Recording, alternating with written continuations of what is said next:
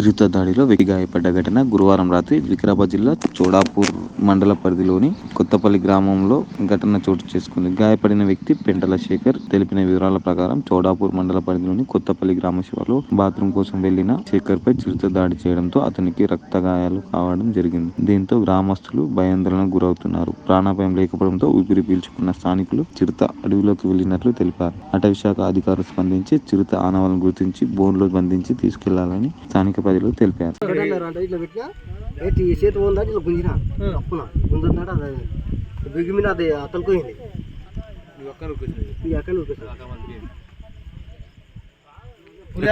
ఎక్కడంకా పోయింది? అడవి సైడే వెళ్ళిపోయిందా?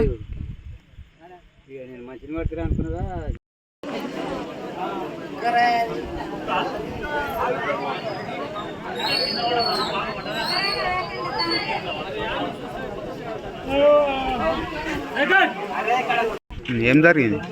బాత్రూమ్ పోయిన కట్టింటప్పుడు కూర్చొని కడుక్కొని వస్తుంటే కాణిజర్లకి వెళ్ళి వచ్చింది. గురుగురు సౌండ్ అయితే ఫోన్ ట్యాచ్ చేసుకొని నేను ఇక్కడ ఫోన్ వస్తుంటే నేను వస్తాను.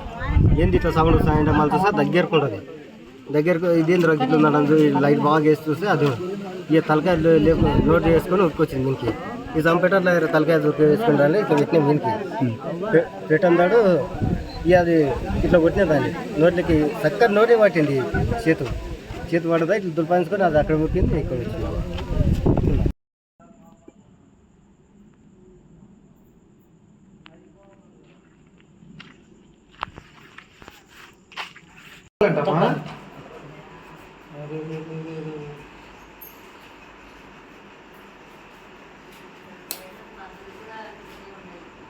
అందులో ఏమో కట్టండి కానీ నోటితో సార్ ఇట్లా వన్నీ పోయింది. దాన్ని ఇట్లా పెట్టి ఇట్లా గుంజిన సార్. పెద్ద తెలిసింది కదా మేడం.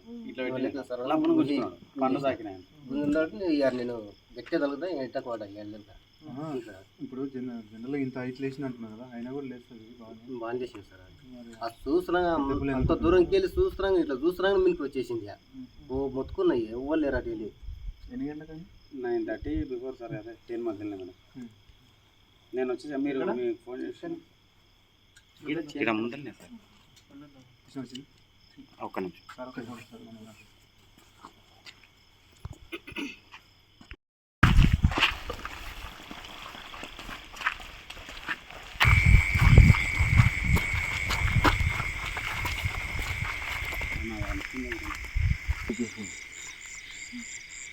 దేనికోసం అంటే దేనికోసం కూర్చున్నాం?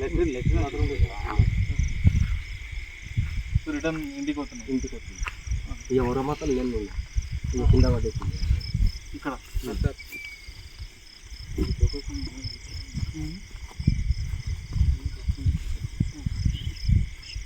ఒక్కడే ఉన్నావా? ఇంకెవరన్నా ఉన్నారా?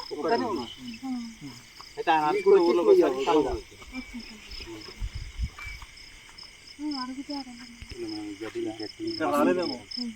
ఇక్కడ ఈ మేడం కాలకరికి ఇక్కడ అది ఇక్కడ అయిపోయింది. అమ్మ అక్కడ వెళ్ళిపోయింది.